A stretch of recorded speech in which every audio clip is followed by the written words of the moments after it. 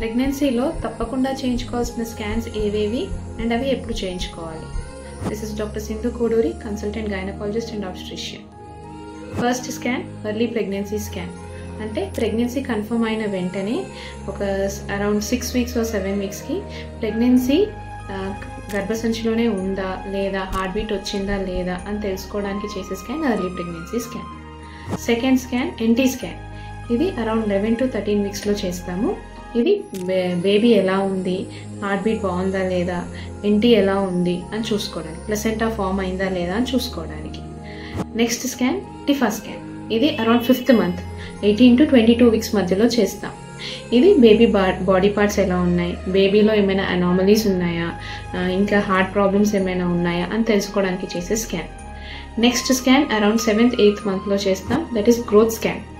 Baby growth ఎంత ఉంది, ఉమ్మునీరు ఎలా ఉంది, ప్లసెంటా ఎలా ఉంది, బేబీ పొజిషన్ ఎలా ఉంది అని తెలుసుకోవడానికి ఈ స్కాన్ చేస్తాం. ఈ 4 స్కాన్స్ అనేవి బేసిక్గా ప్రతి ఒక్కరూ చేయించాల్సిన స్కాన్.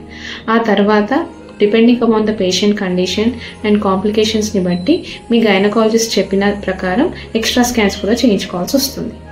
Thank you.